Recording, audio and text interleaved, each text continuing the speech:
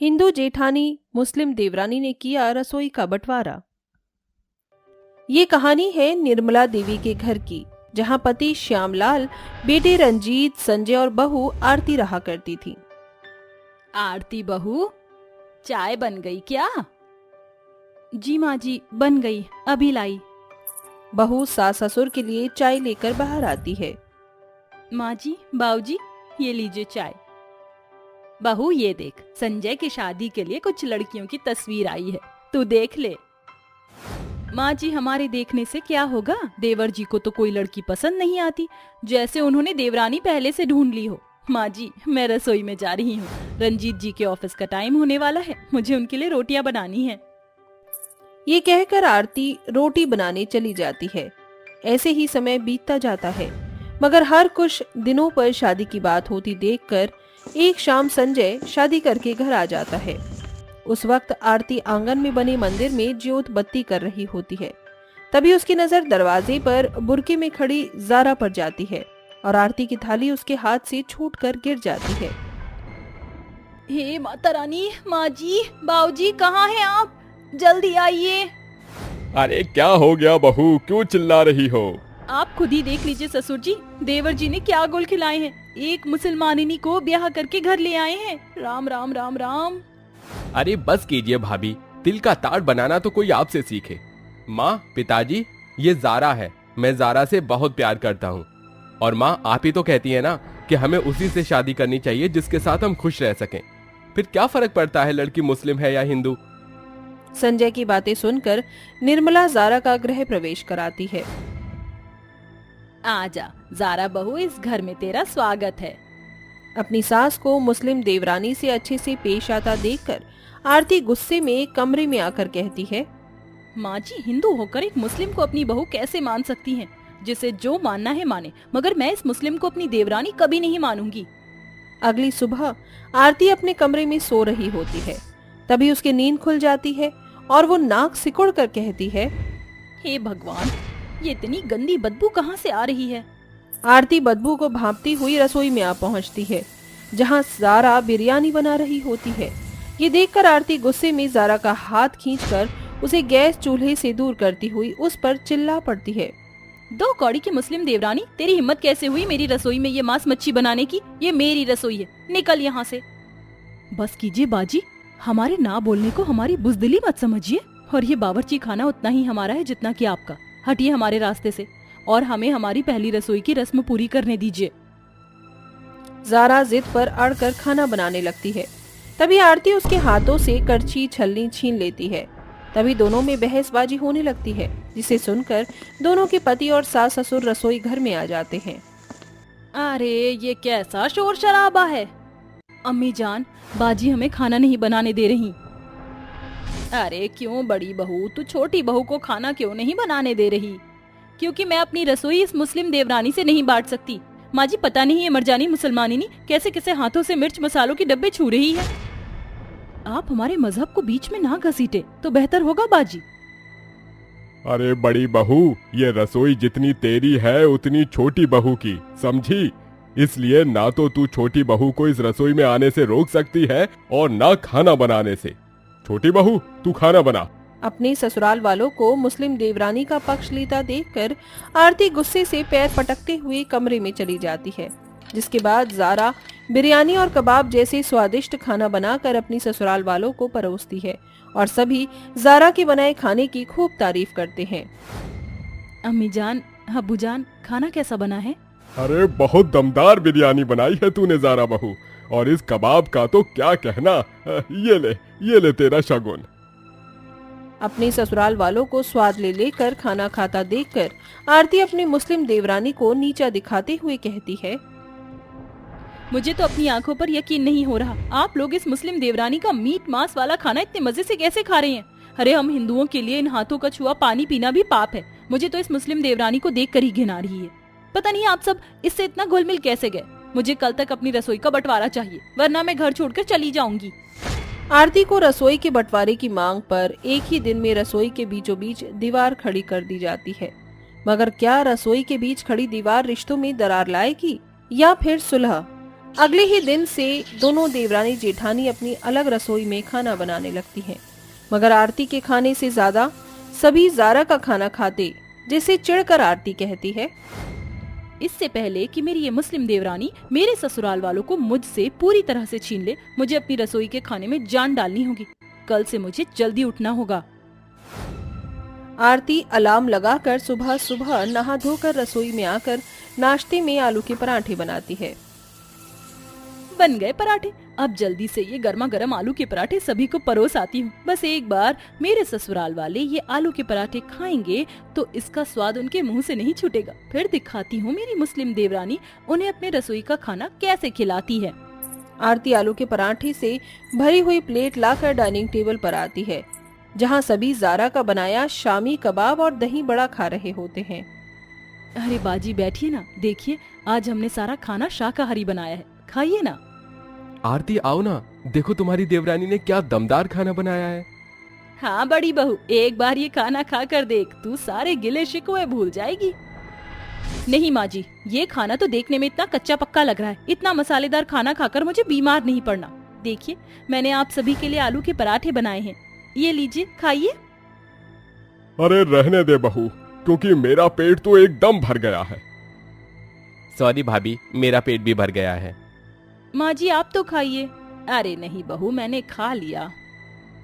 ऐसा कहकर पूरा परिवार खाने की मेज से उठकर चला जाता है, जिससे आरती की आंखों में आंसू भर आते हैं और वो अपने मुस्लिम देवरानी को सुनाना शुरू कर देती है। पड़ गई ना तुम्हारे कलेजे को ठंडक। वैसे खुश तो बड़ी हो गई होगी आज तुम। मैंने इतनी मेहनत से ये खाना बनाया था, मगर तुम्हारे कारण मेरी रसोई में बना खाना किसी ने नहीं खाया। बाजी आप खफा क्यों होती हैं? लाइए हमें आपके हाथों का पराठा खिला दीजिए। कोई जरूरत नहीं है, मैं अपना बनाया खाना तुम्हें खिलाने से बढ़िया कुत्तों के आगे डाल दूंगी। ऐसा कहकर जेठानी अपनी मुस्लिम देवरानी के हाथों से पराठे छीनकर वहां से बड़बड़ाती हुई चली जाती है। ऐसे ही दिन बीतते जाते हैं, मगर आरती के मन में अपनी मुस्लिम देवरानी के लिए बसी नफरत कम नहीं होती। मगर एक दिन जब आरती रसोई में खीर बना रही होती है, तभी ज़ारा को अपनी जेठानी की रसोई में से उठ रही गैस की बदबू आती है और वो भागकर इसके रसोई में आकर गैस की नॉब बंद कर देती है। या अल्लाह तेरा शुक्र है, तुम्हारी हिम्मत कैसे हुई मेरी रसोई में कदम रखने की? निकलो यहाँ से। बाजी हमारी बात तो सुनिए। मुझे कुछ नहीं सुनना, तुम बस निकलो। आरती गुस्से में अपनी मुस्लिम देवरानी को तेज धक्का देती है, जिससे ज़ारा का सर टेबल की नोक पर जाता है। तभी पूरा परिवार वहां आ जाता है। अरे बड़ी बहू, तूने ज़ारा बहू को धक्का क्यों दिया? आखिर उसने ऐसा क्या कर दिया? पूछिए इस मुसलमानी ने मेरी रसोई में कैसे कदम रखा। अम्मी जान, अगर हम रसोई में ना जाते तो बाजी की जान पर बनाती, क्योंकि उनकी रसोई से गैस की बदबू आ रही थी। ये सुनकर आरती शर्म से भर जाती है और अपनी मुस्लिम देवरानी से माफी मांगती हुई कहती है, हे भगवान, ये मेरे हाथों क्या हो गया? जिसने मेरी जान बचाई मैंने उसे ही जख्म दिया। ज़ारा मुझे माफ कर दो।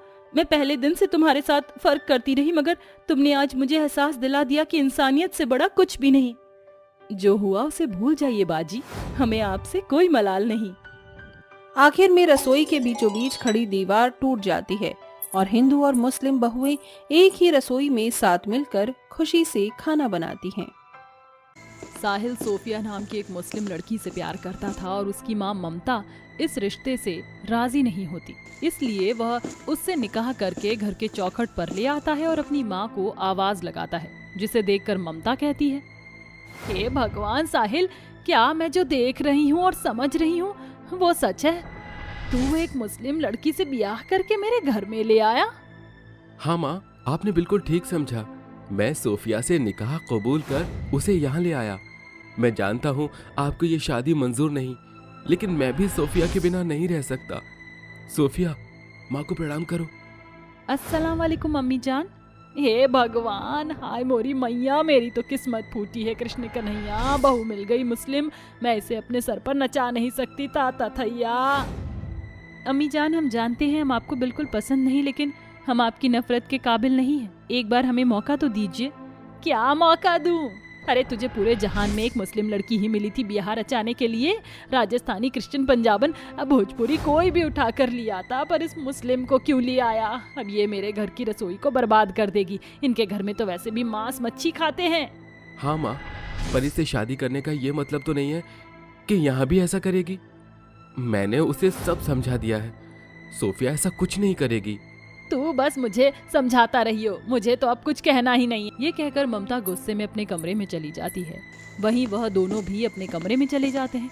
अगले दिन सोफिया साड़ी पहनकर पल्लू का हिजाब बनाती है, लेकिन वह बंधता नहीं। अपने कमरे में ही चलने की कोशिश करती है तो उससे वो भी नहीं होता। या अल्लाह, ये इतनी बड़ी साड़ी पहनना और चलना कितना मुश्किल है, और इसके पल्लू से हिजाब भी नहीं बन पा रहा है। मैं वापस से काली पोशाक पहन लेती हूँ। ये कहकर सोफिया सुबह की पहली नमाज पढ़ती है कि गुजरते हुए कमरे में सास देखकर कहती है, अच्छा तो महारानी हाथ जोड़कर नमाज पढ़ रही हैं, अभी इसका ध्यान भटकाती हूँ। ए मांसाहारी खाने वाली बहुरिया, चल उठकर मेरे कपड़े प्रेस कर, मुझे पड़ोस में जाना है। अरे सुनाई नहीं देता क्या? नमाज पढ़ते हुए उसका ध्यान भटकाने की ममता बहुत कोशिश करती है, लेकिन उसकी बात ना सुनने पर ममता वहाँ से चली जाती है। पर सोफिया अपनी सास के पास जाकर कहती है, अम्मी जान क्या हुआ? आप मुझे बार बार पुकार रही थी, लाइए दीजिए, आपके कपड़े में प्रेस कर देती हूँ। अच्छा, मोहतरमा को सुनाई सब दे रहा था, लेकिन आई उठकर अब है। और चाय कौन बनाएगा, पड़ोसी? चाय तो मैं बना दूंगी माँ जी, पर मैं बीच में नमाज छोड़कर आपके पास नहीं आ सकती थी। ऐसा कहकर सोफिया रसोई में चाय बनाने जा रही थी कि पीछे पीछे आकर ममता कहती है, अम्मी जान क्या हुआ? अब आपने ही तो मुझे चाय बनाने के लिए भेजा है। सोफिया, मैं भूल गई थी कि तू एक मुस्लिम बहू है, जो मेरी रसोई में जाकर मेरी रसोई को अशुद्ध कर देगी, क्योंकि तू मांस मच्छी खाती है। और क्या पता चाय के बराबर में तू वही बना ले, मेरा तो धर्म भ्रष्ट हो जाएगा। ना ना, नहीं नहीं नहीं नहीं, तू मेरी रसोई में मत जा। माँ जी, हम मुस्लिम हैं, इसका मतलब ये नहीं कि सिर्फ मांसाहारी पर ही टिके हैं। हम आपकी तरह ही नॉर्मल सब्जी रोटी भी खाते हैं। और मैं आपसे वादा करती हूँ कि मैं इस रसोई में ये सब बिल्कुल नहीं बनाऊंगी। मुझे चाय बनाने दीजिए। पता नहीं तेरे हाथ की चाय भी मेरे जहन में उतरेगी या नहीं। ऐसा कहकर ममता चली जाती है और सोफिया चाय बनाकर ममता को देती है। डर डर कर वो एक घूंट पीती है और बार बार पीकर कहती है, मैं कहना नहीं चाहती, लेकिन तेरी चाय मुझे अच्छी लगी। शुक्रिया अम्मी जान। धीरे धीरे अम्मी जान, आपको मैं भी पसंद आ जाऊंगी और मेरा बनाया खाना भी। अगले दिन सोफिया पूजा घर में पूजा करने जाती है तो कहती है, मुझे आरती नहीं आती है, देख कर पढ़ लेती हूँ। किशन कन्हैया की आरती। आरती कुंज बिहारी की, श्री गिरधर कृष्ण मुरारी की। ओहो महारानी मुल्ली कहीं की, तेरी हिम्मत कैसे हुई मेरे मंदिर में पैर रखने की और मेरे मंदिर को अशुद्ध करने की? माँ जी, आपके बेटे से मेरी शादी हो गई है और अब मैं भी इस घर का हिस्सा हूँ और पूजा पाठ कर सकते हैं। बोल तो ऐसे रही है जैसे कितनी बड़ी पंडिताइन है। देख कर पढ़ रही है आरती और जुबान देखो कैसे चला रही है। मैं घर का हिस्सा हूँ। 4 दिन बीत जाते हैं। सोफिया का मीट मच्छी खाने का बहुत मन करता है तो साहिल से कहती है, साहिल मुझे मटन चिकन खाने की बहुत मन हो रहा है। कितने महीने हो गए, तुमसे शादी करने के बाद तो मैंने देखा भी नहीं है। मुझे बहुत खाने का मन कर रहा है नॉनवेज। मुझे पता था कि तुम्हें कुछ खाने का मन कर रहा है, इसलिए तुम्हारे लिए अंडे लेकर आया हूँ। चुपचाप से कमरे में खा लो, माँ को पता नहीं चलेगा, क्योंकि इसकी महक चिकन से ज्यादा नहीं होती है। अरे वाह साहिल, तुम तो कमाल के हो। जानवर की तरह सोफिया उबले हुए अंडे को खा लेती है और सड़ा सा मुंह बनाकर कहती है, साहिल मुझे वो सुकून इसे खाकर नहीं मिला जो कि मटन चिकन खाने पर होता है। मुझे तो वही खाना है। माफ कर दो सोफिया, पर वो मांस मच्छी यहाँ नहीं ला सकता। ये अंडे भी बड़ी मुश्किल से लेकर आया हूँ मैं जानती हूँ तुमने ये सब मेरे लिए किया है। कुछ दिन बीत जाते हैं। सोफिया मोबाइल चला रही थी तो उस पर चिकन मटन के एड्स आ रहे थे और वो बाहर किसी के घर के सामने से गुजरती है तो मटन की खुशबू सूंघकर कहती है, या अल्लाह, कितने दिन बाद मुझे ये भीनी खुशबू मिली है। अब मैं और नॉनवेज खाए बिना नहीं रह सकती, मुझे खाना है और आज रात को मैं चुपके से बनाऊंगी, किसी को कुछ पता नहीं चलेगा। सबके सोने के बाद सोफिया रसोई में छुपकर चिकन फ्राई बनाती है और दोनों हाथ से पकड़कर घपाघप खाती है। आहा, मजा आ गया। कितने समय बाद मैंने ऐसा लाजवाब चिकन फ्राई बनाया और खाया। ये आई डकार और अब मिला मेरे दिल को सुकून। अंडे खाने से वो मजा कहाँ जो चिकन खाने में आता है। जल्दी से रसोई साफ कर देती हूँ वरना अम्मी जान आकर सुनाएंगी। रसोई को चमका कर और रूम फ्रेशनर रसोई में छिड़क कर सोफिया बड़ी चालाकी के साथ सोने चली जाती है। अगले दिन जब ममता रसोई में आती है तो उसे कुछ अजीब सा लगता है।